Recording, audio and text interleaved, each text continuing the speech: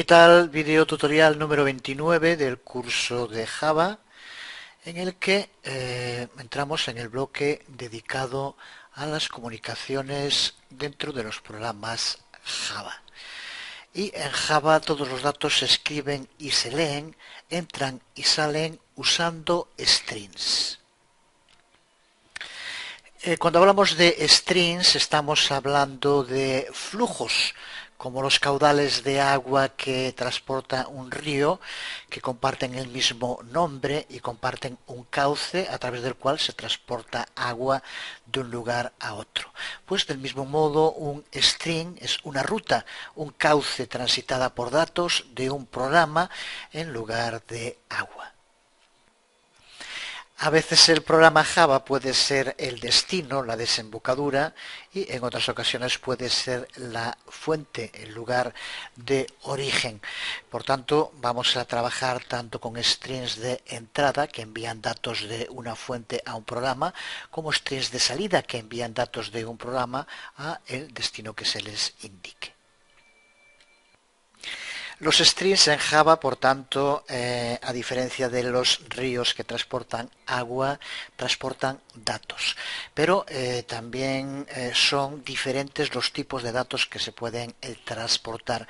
Y en el video tutorial de hoy vamos a trabajar sobre todo con dos tipos de strings, de tipos de datos que se pueden transportar a través de ese flujo. Los strings byte y los strings character.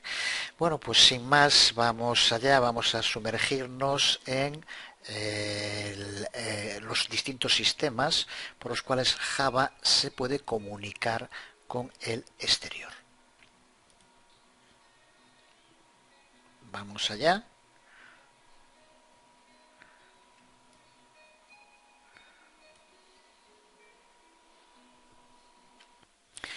Muchos de los programas que creemos en Java van a necesitar interactuar con algún tipo de fuente de datos. La información puede ser almacenada en un ordenador de multitud de modos diferentes, incluyendo archivos en un disco duro, en un CD, en un DVD, memorias flash, pero también en páginas en un sitio web, en servidores FTP e incluso bytes en la propia memoria del ordenador. Pues como acabamos de decir, en Java la información puede ser almacenada y recuperada usando un sistema de comunicaciones que se llaman strings, sistema que está implementado dentro del paquete Java I.O. Este I.O. hace referencia a input, output, entrada y salida. Puede que esperes necesitar una técnica diferente para manejar cada uno de los distintos dispositivos de almacenamiento diferentes, pero desde luego no es así. Afortunadamente en Java, mediante el uso de los strings, de modo prácticamente idéntico, muy similar, podemos comunicar nuestro programa con todo tipo de dispositivos de almacenamiento y recuperación de datos. En cuanto a su contenido, trabajaremos con dos tipos de strings. Los strings byte, que son usados para manejar eso, bytes enteros y otros tipos de datos simples, y los strings character, que manejan archivos de texto y otras fuentes de texto. Pero los medios para tratar con todos los datos son muy similares, tanto para trabajar con un string de entrada desde un disco como desde internet o incluso desde otro programa. Lo mismo ocurre con los strings de salida para transmitir datos desde el programa a cualquier dispositivo. Además del paquete Java I.O., hay otras técnicas adicionales para programación de entradas y salidas que se encuentran dentro del paquete Java NI, pero este paquete es más útil en la programación dirigida a la red y lo veremos en el bloque dedicado a las comunicaciones a través de Internet. Así que el flujo de transmisión de Java se diferencia por lo que transporta a través de ese cauce. Los strings byte trasladan enteros con valores que van de un rango entre 0 y 255. Hay una gran variedad de datos que pueden ser expresados en formato byte. Desde luego datos numéricos, pero también imágenes, programas ejecutables, comunicaciones de Internet e incluso bytecode, que son los archivos de clase ejecutados por una máquina virtual de Java. De hecho, cualquier tipo de datos imaginable puede ser expresado usando bien bytes individuales o una serie de bytes combinados unos con otros. Los strings character podemos considerarlos más como un tipo especializado de strings byte que solo manejan datos de texto. Se distinguen de los strings bytes porque el set de carácter de Java soporta también Unicode, que es un estándar que incluye muchos más caracteres que pueden ser expresados fácilmente usando bytes. Cualquier tipo de datos que incluya texto debe usar strings character, incluyendo archivos de texto, páginas web y otros tipos comunes de texto. Pero el procedimiento para usar un string en Java, tanto si es byte como carácter, es en gran medida lo mismo. Y antes de empezar a ver los fundamentales de las clases de Java y O, vamos a empezar, creo que es útil seguir el proceso de creación y uso de strings. Veamos para empezar el proceso para un string de entrada. Y el primer paso es crear un objeto asociado con la fuente de datos.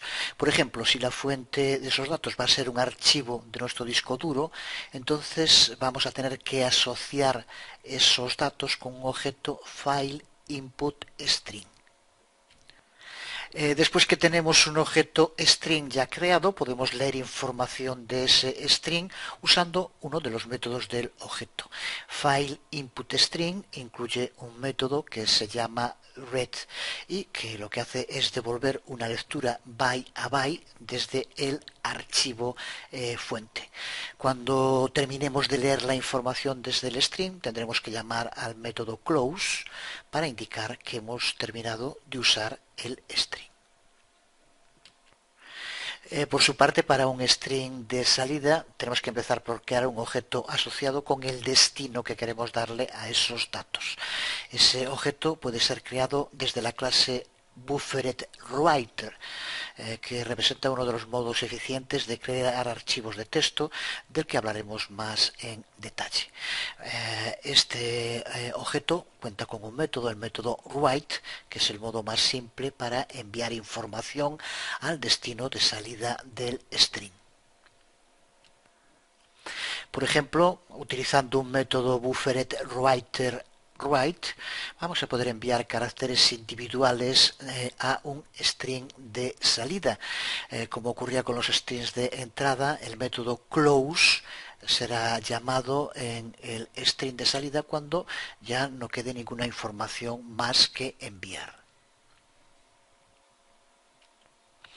Así que por tanto el modo más simple para usar un string es crearlo y luego llamar a sus métodos para enviar o para recibir datos dependiendo de si es un string de entrada o de salida. Pero la mayoría de las clases con las que trabajaremos hoy pueden lograr resultados bastante más sofisticados cuando asociamos un filtro con un string antes de leer o escribir cualquier dato. Si comparábamos antes un string con un río, podemos comparar los filtros con las presas.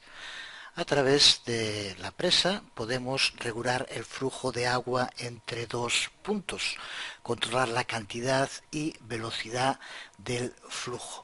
Si eliminamos esta presa, el agua fluye sin ningún tipo de control.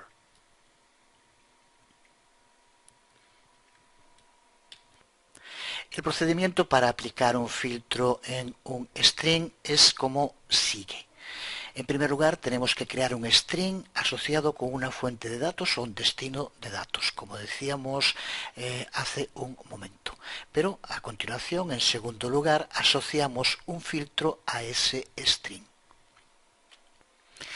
Y en tercer lugar, tenemos que leer o que escribir datos, pero tenemos que hacerlo desde el filtro en lugar de hacerlo desde el string original. Los métodos que llamamos en un filtro son los mismos métodos que los que llamamos en un string, así que hay métodos read, hay métodos write, por ejemplo, exactamente igual como estarían en un string sin filtrar.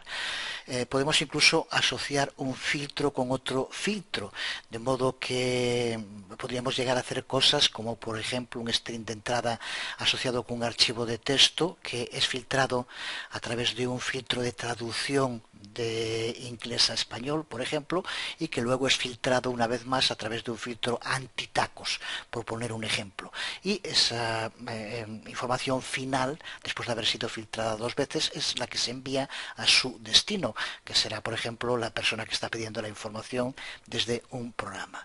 Si esto, lo entiendo de momento, es confuso como en tantas otras ocasiones en lo abstracto, vamos a tener oportunidad muy pronto de ver todo el proceso en práctica, lo que seguro que lo hace que esté bastante más claro. Otro de los temas con los que vamos a tener que tratar siempre que trabajemos con string es el de las excepciones. Hay varias excepciones dentro del paquete Java IO y estas excepciones pueden tener lugar cuando estamos trabajando con archivos string, tanto de entrada como de salida.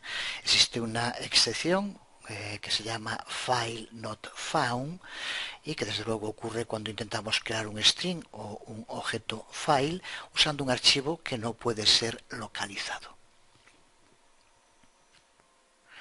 O una EOF exception que indica que el final de un archivo se ha producido de modo inesperado mientras estaban leyendo los datos a través de un string input. Estas excepciones son subclases de IOException y un modo de tratar con ellas es encerrar todas las declaraciones input y output en un bloque try catch que capture estos objetos IOException cuando son lanzados. A continuación podemos llamar a métodos como toString o como getMessage de excepción dentro del bloque catch para encontrar para tener más información sobre el problema que se ha producido. Pues dentro de los tipos de datos string que dijimos que vamos a utilizar, empezamos viendo un poco más en detalle los tipos de datos byte, por tanto los byte string o los string byte. Este tipo de datos son siempre subclases bien de input string o de output string. Estas clases, tanto input string como output string, son clases abstractas, así que, como ya sabemos, porque lo hemos visto, no podemos crear un string creando objetos de estas clases directamente. En su lugar tenemos que crear strings a través de una de sus subclases. Ejemplos de esas subclases podrían ser las clases file input string y file output string.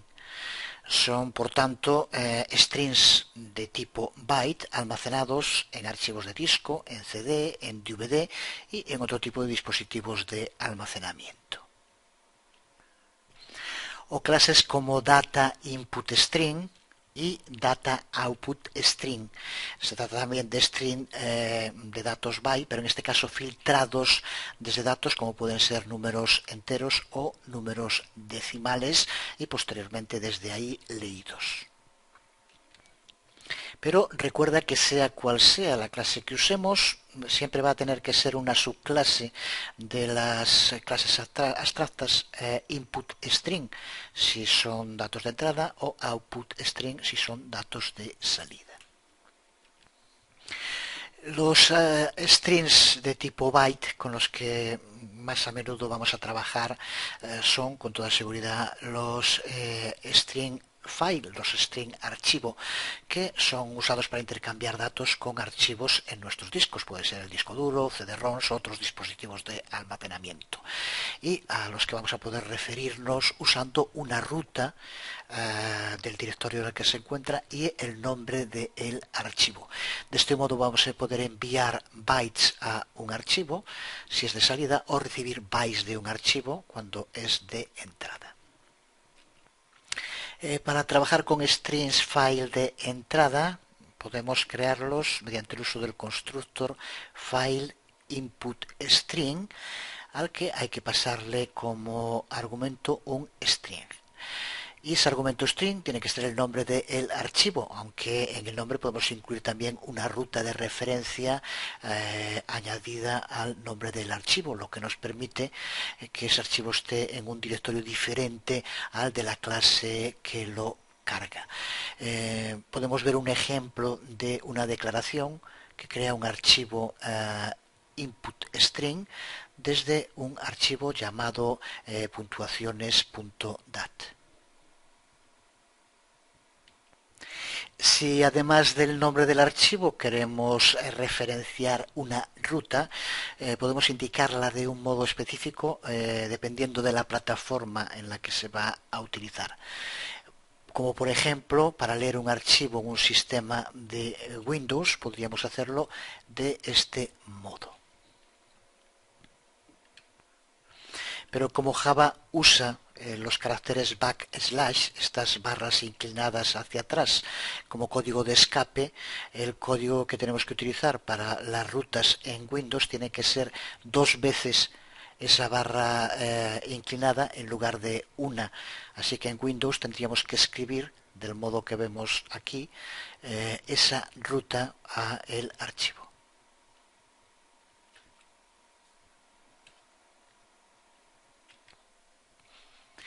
Y aquí podemos ver un ejemplo de cómo pasar como argumento una ruta a un archivo en Linux.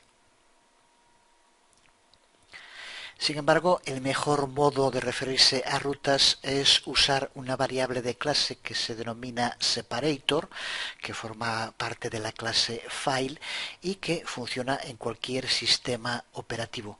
Así que, por ejemplo, de este modo podríamos crear una ruta que funcionaría tanto en sistemas como podrían ser Windows o Linux, por ejemplo.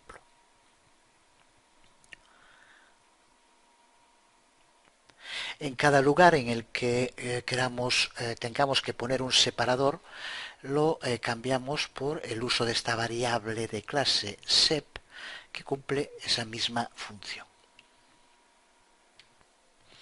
Después que tengamos creado nuestro string de tipo file, un string de entrada de tipo file, podemos leer los bytes desde ese string llamando a su método read. Y este método, recuerda que devuelve un integer que contiene un byte dentro del string, así que hay que irlo recuperando de uno en uno, de byte en byte. Si el método nos devuelve -1, que no es un posible valor byte, significa que el final del archivo string ha sido alcanzado, que hemos llegado al final. Para leer más de un byte de datos desde el string tenemos que llamar al método read, pero pasándole como argumentos los 3 argumentos que aquí vemos, byte y 2 integer. Los argumentos de este método significan lo que aquí vemos también. El primero es un array byte en el que se almacenan los datos. El segundo, un integer, es el elemento dentro del array donde se almacena el primero de los bytes de datos. Y el tercer argumento, el otro integer, que es el número de bytes que tiene que leer. A diferencia de lo que ocurre con otros métodos read, este no devuelve datos del string. Lo que hace es devolver o bien un integer, un número entero que represente el número de bytes leídos, o bien -1 si no hay bytes que puedan ser leídos antes de alcanzar el final. Por lo tanto, que no hay información para leer. Veamos en el siguiente ejemplo cómo usar un loop while para leer los datos en un objeto file input string, al que vamos a llamar, por ejemplo, archivo disco. Este loop lo que hace es leer el archivo entero referenciado, que hemos llamado así, archivo disco, y va leyendo un byte a la vez y va mostrando cada uno de esos bytes seguido por un carácter espacio, que es lo que indicamos en system.out.println. Como vemos, sabemos que cuando termine de leer los bytes que contenga el archivo nos va a devolver -1. Así que por lo tanto, usamos en el while new byte sea distinto de -1 para que vaya mostrando hasta que termine. Tal como está, mostraría también -1, pero eso podríamos solucionarlo fácilmente utilizando, por ejemplo, un condicional if, para que indicara que -1 no se mostrara y sin más ya estaría solucionado. Vamos con el primer ejemplo práctico en el que usando una técnica similar a la que acabamos de explicar, vamos a leer un archivo string de entrada y utilizaremos los métodos que ahora veíamos, el uso de read y también el método close que nos permitirá cerrar el string cuando el último byte del archivo sea leído. Es importante siempre cerrar los strings cuando no los necesitemos porque eso libera recursos del sistema. Vamos allá con este primer ejemplo. Vamos a crear un archivo al que llamamos, por ejemplo, lector byte. Y lo primero que vamos a hacer, como ya sabemos, es importar el paquete java.io en el que se encuentran gran parte de las clases que necesitamos para crear flujos de entrada y salida en Java. Creamos nuestra clase lector byte y vamos a crear también ya el método main que incluiremos dentro de la clase. Y como dijimos, para tratar con las excepciones que pueden ser lanzadas, vamos a incluir todo el código dentro de un bloque try catch. Empezamos con el try, que de momento al no estar escrito en otra parte va a dar error, pero eso no importa. Y dentro del bloque try vamos a seguir los pasos que indicábamos para crear un flujo de entrada.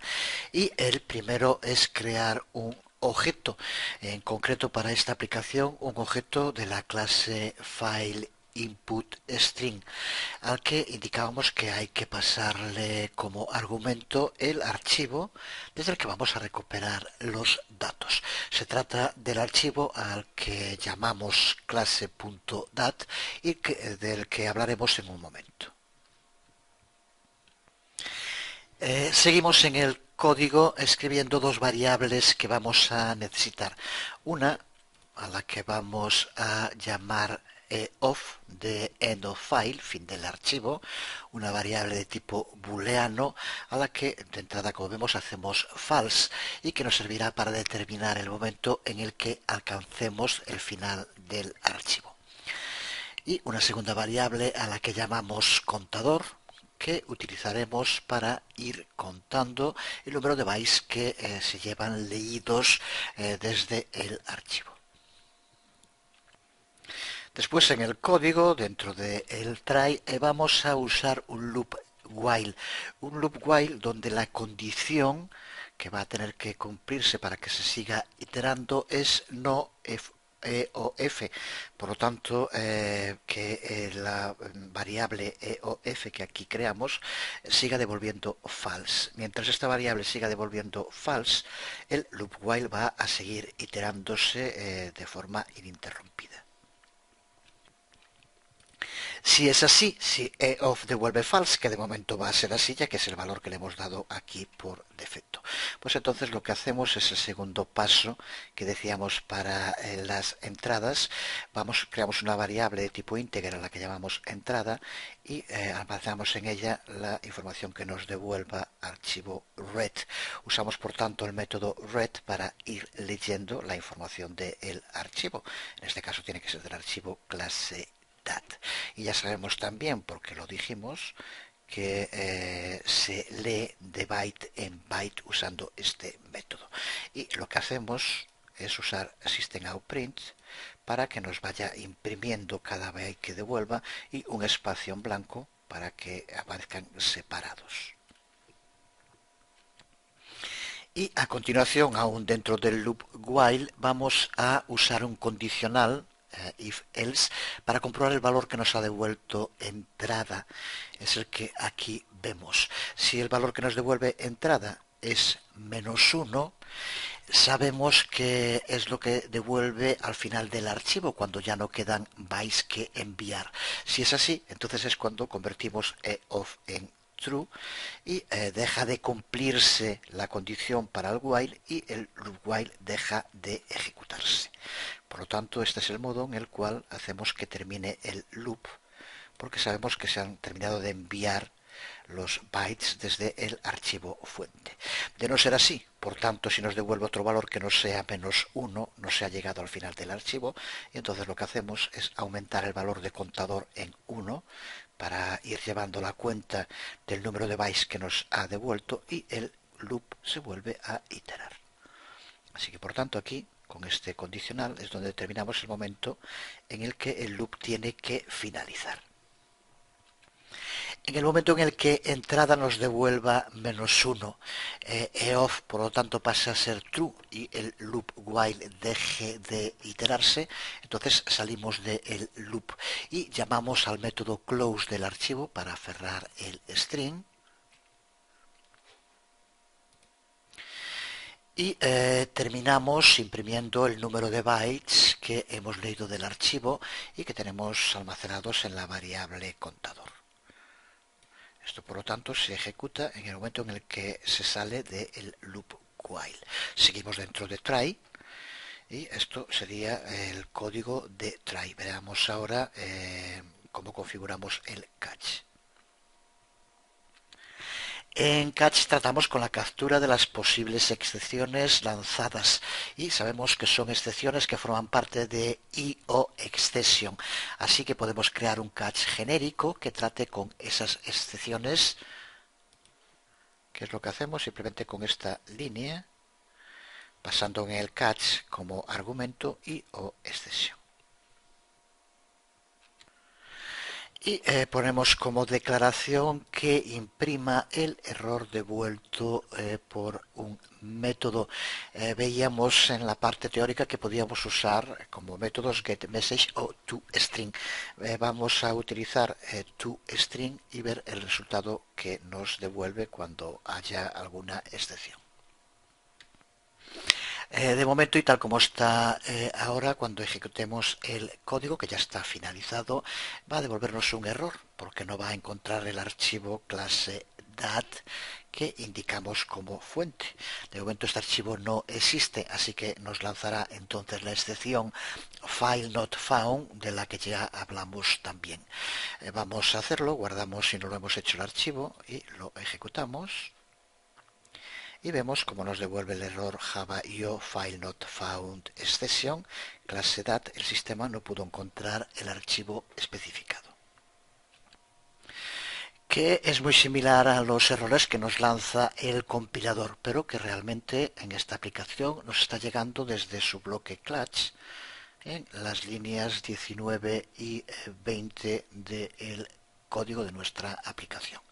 Esta excepción está siendo lanzada por la línea 6, donde creamos el objeto file input string y le decimos que use un archivo que no encuentra. Necesitamos, por tanto, un archivo de bytes en el que leer, y una de las opciones que nos puede servir es el propio archivo class de nuestra aplicación o cualquier otro archivo class que tengamos. Como dijimos, este archivo contiene las instrucciones bytecode que son ejecutadas en la máquina virtual de Java y, por lo tanto, este bytecode es uno de los tipos de byte que nos sirve. Así que vamos a crear ese archivo haciendo una copia de lector by class y lo renombramos con este nombre como clase.dat. Desde luego no renombres el original, si no, no nos funcionaría la aplicación. Hacemos una copia y la renombramos. Así que en el directorio build classes de nuestro proyecto strings hacemos una copia de lector by class y la pegamos en el sitio donde tengamos que localizar los archivos. En NetBeans, ya lo dijimos en alguna otra ocasión, tal como está estructurado el tema de las rutas, tenemos que colocar estos archivos en el directorio raíz que sería en strings.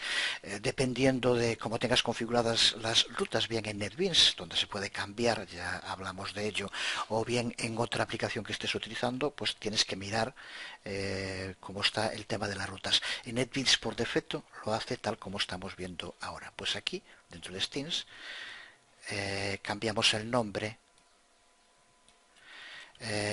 por clases y cambiamos también la extensión a dat. Nos va a preguntar lo de que estamos cambiando la extensión si estamos seguros, en este caso sí lo estamos, así que ya tenemos creado aquí clases dat, que es lo que queríamos. Bueno, pues le puse clases y no clase, da igual, simplemente cambiamos aquí, le llamamos clases dat sin más, eso es lo de menos, y ahora sí ya encontrará el archivo al ejecutar run file y observa como aquí nos aparece la información. Cada byte que se encuentra en clase dat es mostrado separado por un espacio, como indicamos aquí en la línea 11. Aparecen todos seguidos, como vemos aquí, todos los bytes que ha ido leyendo cada vez que se ha llamado al método read, mientras el loop while ha estado iterándose, cosa que hace hasta que devuelve -1. Como -1 se incluye también en el loop while, en el último, vemos que es exactamente el último que nos ha devuelto aquí.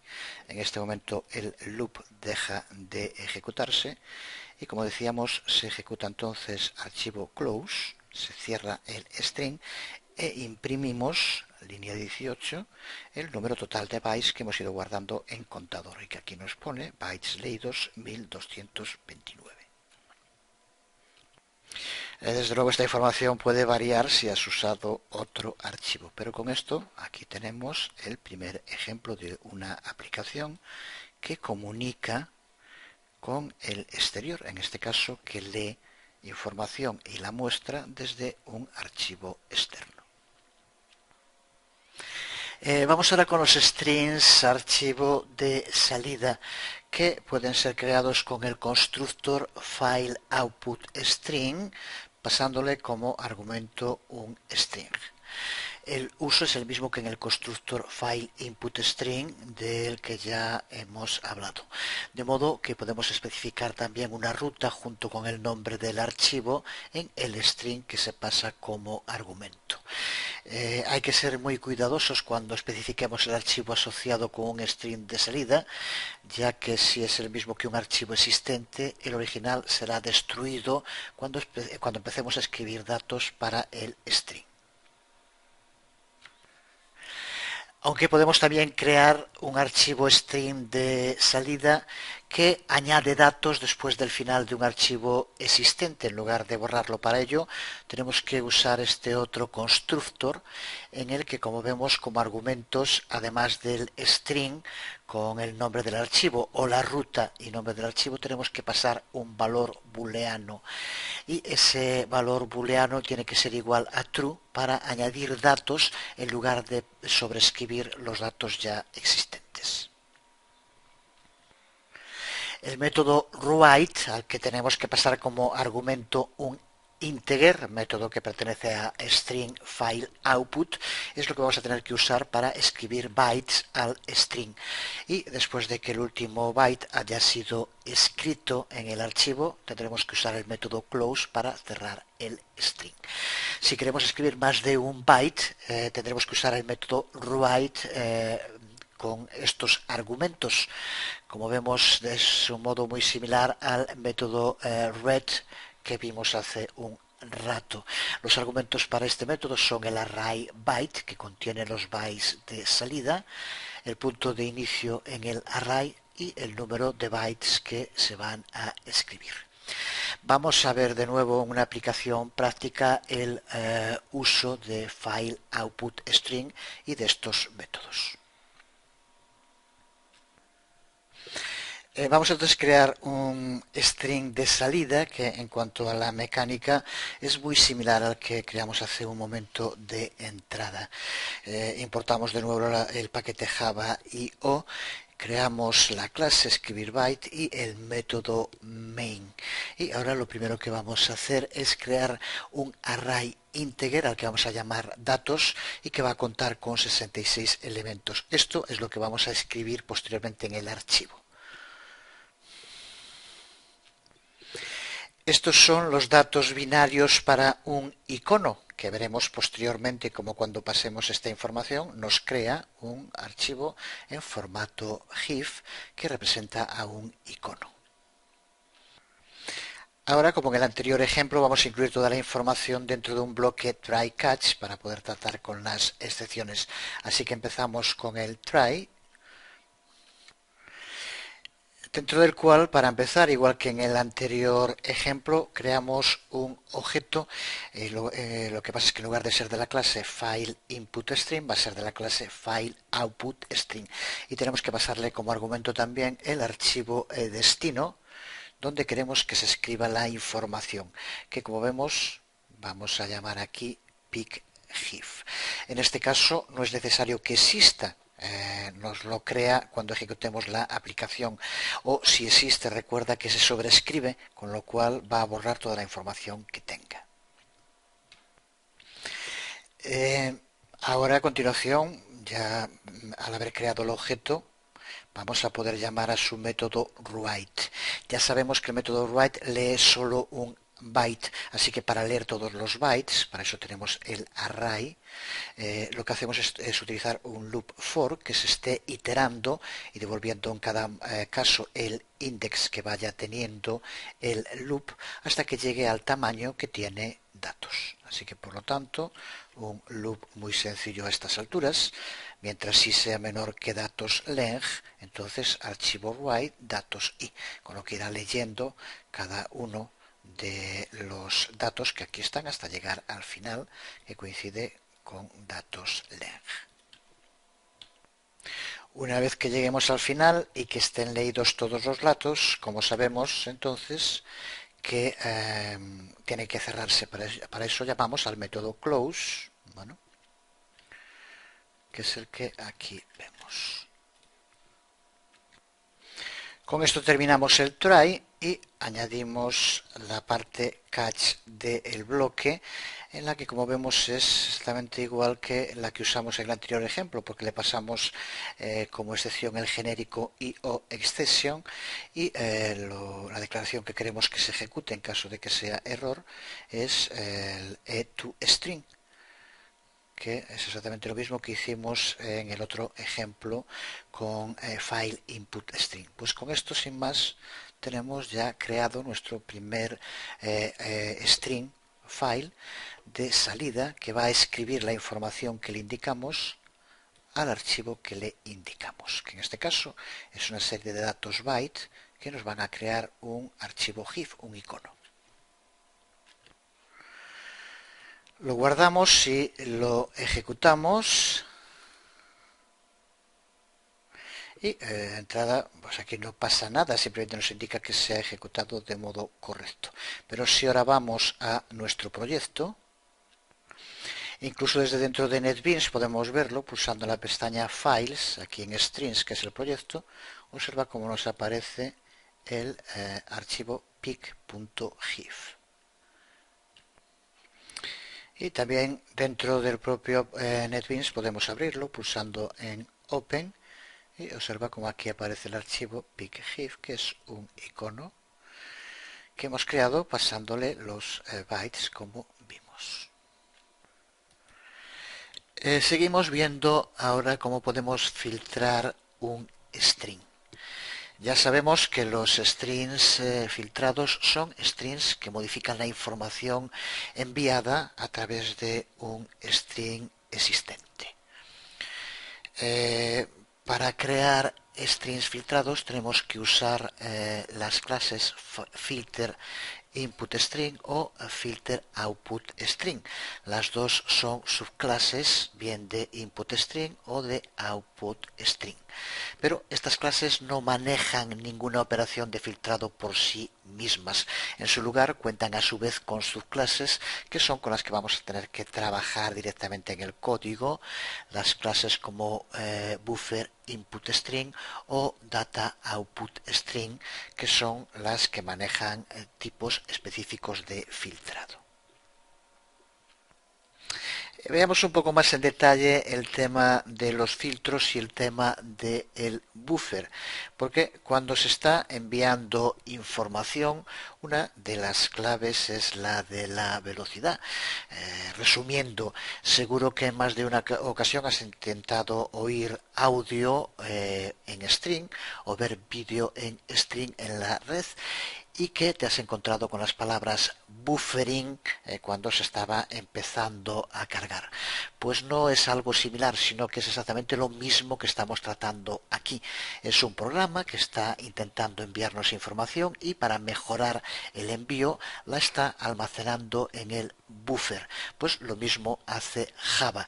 Un buffer es un lugar de almacenamiento donde los datos pueden ser mantenidos hasta que un programa los necesite y se pueden leer o se pueden escribir esos datos usando un buffer. Por tanto, el buffer nos permite acceder a determinados datos sin ser obligatorio acudir cada vez que los necesitamos a la fuente de los mismos. Es por eso por lo que al buffer se le conoce también como memoria intermedia. Es otra forma de llamarle. Bueno, pues ahora vamos a centrarnos en ver cómo podemos utilizar strings buffereds en nuestros programas. Lo que hace en este caso, por tanto, es llenar un buffer con datos que no han sido manejados aún. Y cuando un programa necesita estos datos, va al buffer primero antes de ir a la fuente original del string.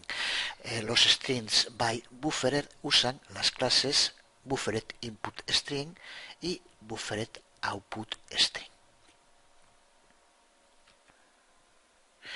Un string buffered de entrada, que como acabamos de decir, se crea con el uso de la clase buffered input string, y podemos usar uno de estos dos constructors. El primero de ellos, como vemos, le pasamos como argumento un objeto input string, que es el objeto que queremos filtrar.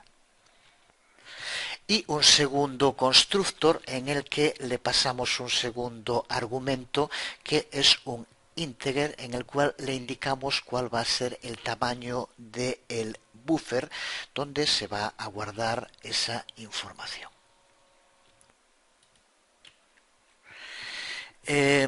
Existen muchas similitudes entre los input string que vimos antes y los input string filtrados mediante el uso de buffered input string que estamos viendo ahora. Por eso el modo más simple para leer datos de un input string buffered es llamando de nuevo a su método read y sin pasarle ningún argumento. Si es así, lo que nos va a devolver es un integer de 0 a 255 representando el siguiente byte en el string buffered. Si se alcanza el final del string y ya no hay más bytes disponibles, nos devuelve -1 como ocurría antes.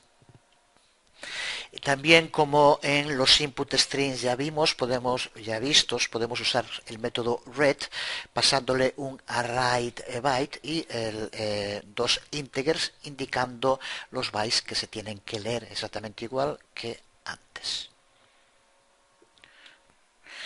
Y también muy similar para los strings de salida buffered. Son también creados usando uno de los dos constructores.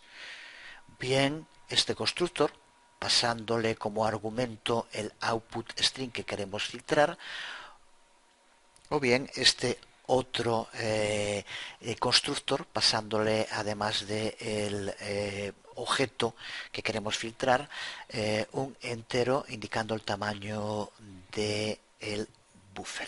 Como vemos, cambiando output por input, el resto es exactamente lo mismo. Igual que es lo mismo el uso del método write para poder escribir en un string output buffered.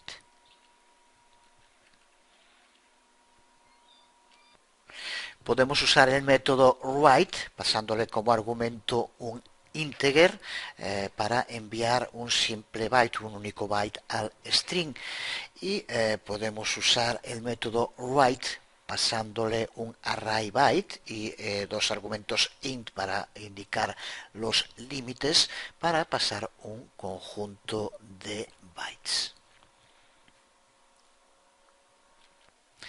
En el caso de este método array, pasándole tres argumentos, como en todos los otros casos que lo hemos utilizado, ya sabemos que el primero es un array de bytes especificados y los integers, el primero es el punto de inicio y el segundo el número de bytes que se tienen que escribir.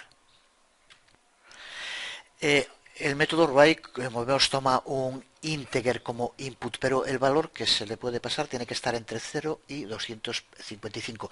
Si especificamos un número más alto que 255, se almacena como el resto de la división de ese número por 256. Así que, por lo tanto, siempre se va a mantener dentro de ese rango. Vamos a verlo de nuevo en un ejemplo práctico en el que vamos a utilizar estas dos clases a las que estábamos haciendo referencia, la que trabaja con strings buffer de entrada y con strings buffer de salida. Así que, de nuevo, seguro que queda mucho más claro cuando lo veamos ahora en el ejemplo práctico. Vamos allá. En este proyecto que vamos a crear, al que vamos a llamar ejemplo buffer, lo que haremos es escribir una serie de bytes a un string output asociado con un archivo de texto y después también volveremos a leer esos bytes. El primero y el último de los enteros de la serie, que tendrán que ser escritos y leídos, se especifican como dos argumentos que vamos a pasar dentro de la misma aplicación. Estos dos enteros se pasan como argumentos cuando la aplicación se ejecuta y son los que van a determinar la entrada y la salida de la aplicación, el input y el output. Esta aplicación consta de dos clases. Una es ejemplo buffer y la otra es una clase helper a la que llamamos argstring.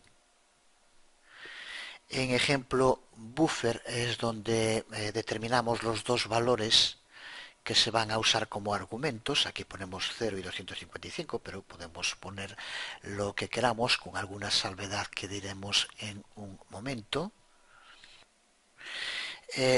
Valores que utilizaremos como argumentos cuando creemos dentro del main de ejemplo buffer un nuevo objeto de la clase argstring.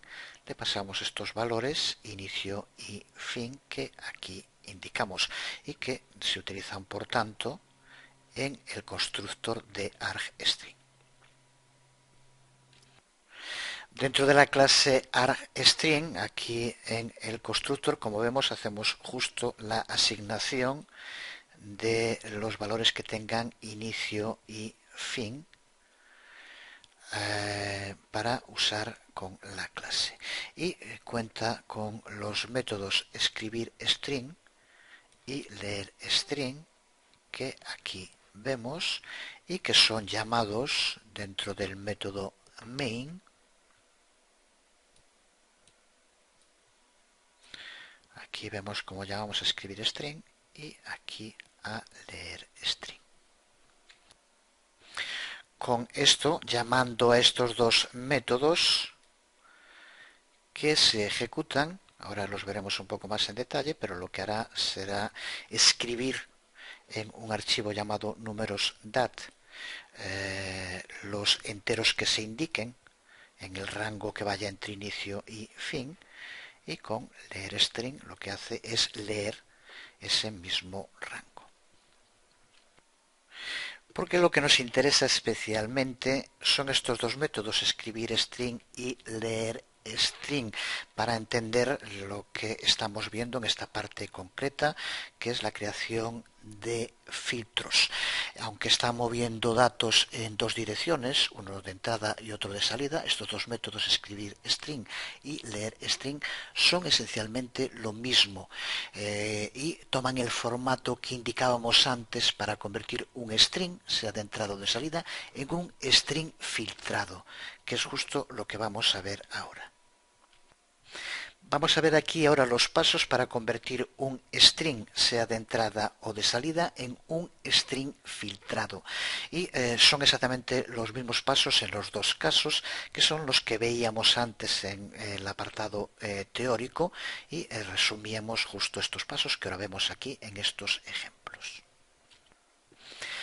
El primer paso, creamos un string, sea un string de salida con el uso de file output string o un string de entrada con file input string.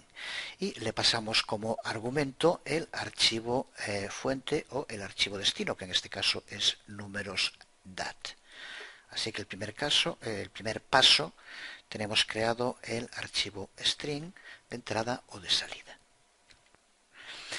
En segundo lugar, vamos a filtrar ese string archivo que acabamos de crear y lo convertimos en un string filtrado de entrada o de salida con el uso del constructor buffered input string, que es lo que hacemos aquí,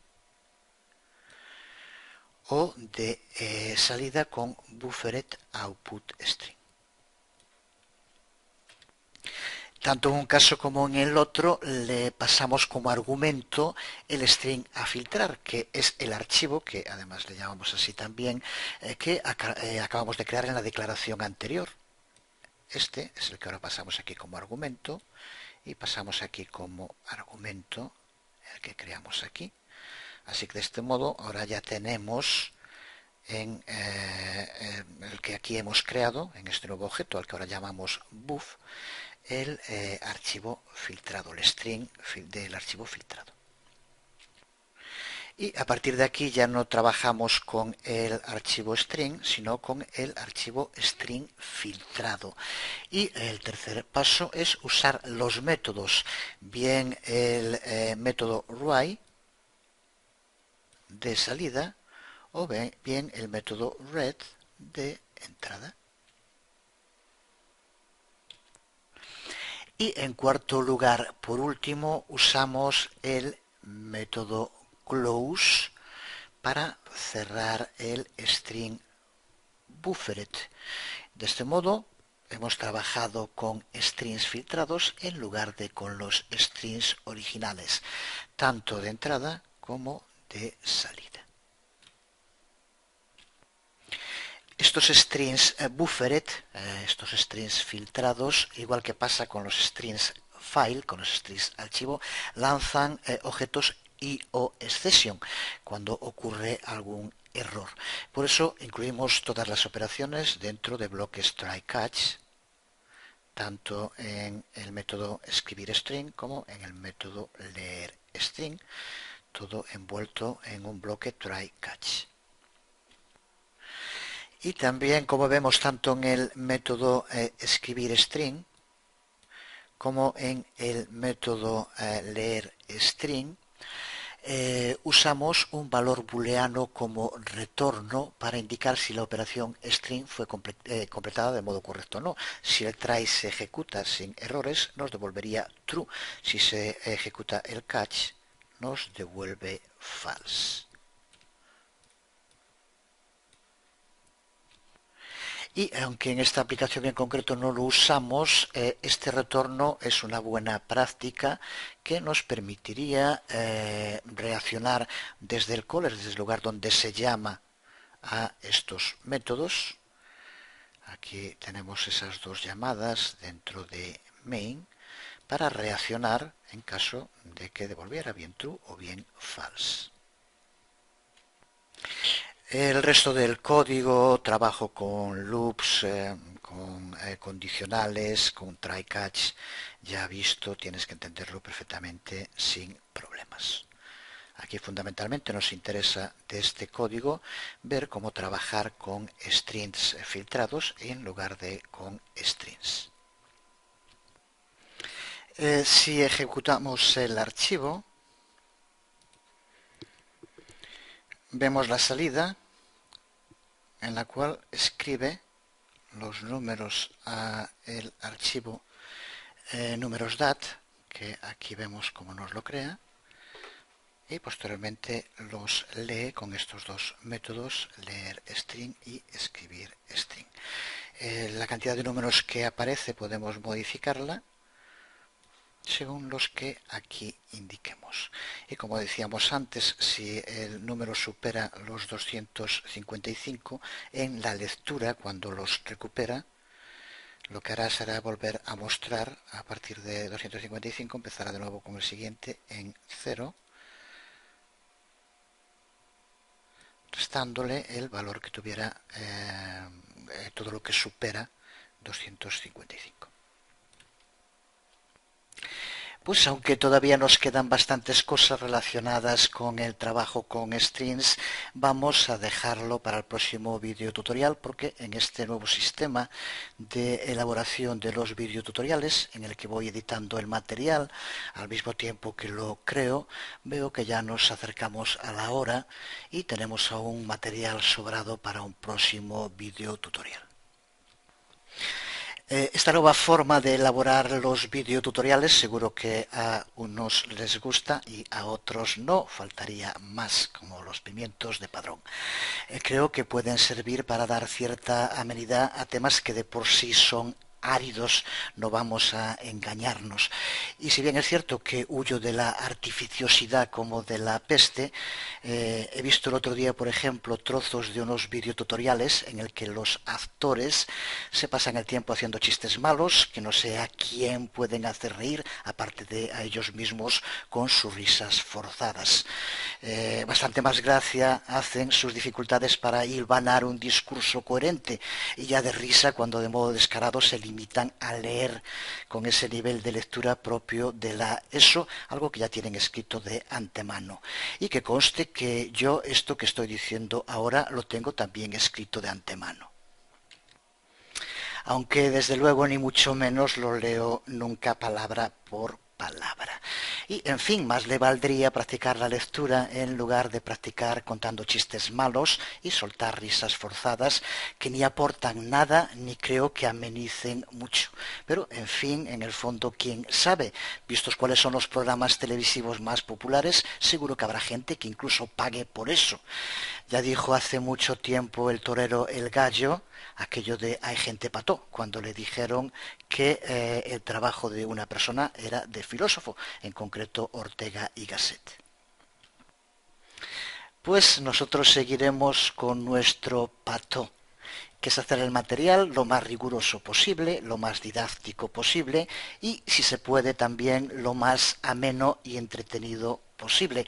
Aunque siempre que haya que elegir entre rigor y amenidad, yo me quedo con el rigor, que aquí estamos a lo que estamos, como el chiste de los bilbaínos que estaban buscando setas y uno encuentra un Rolex y le dice el otro, pero vamos a ver, ¿a qué estamos? ¿A setas o a Rolex? Pues aquí lo mismo, ¿a qué estamos? ¿A Java o a Cámara Café? Pues eso. Nos vemos.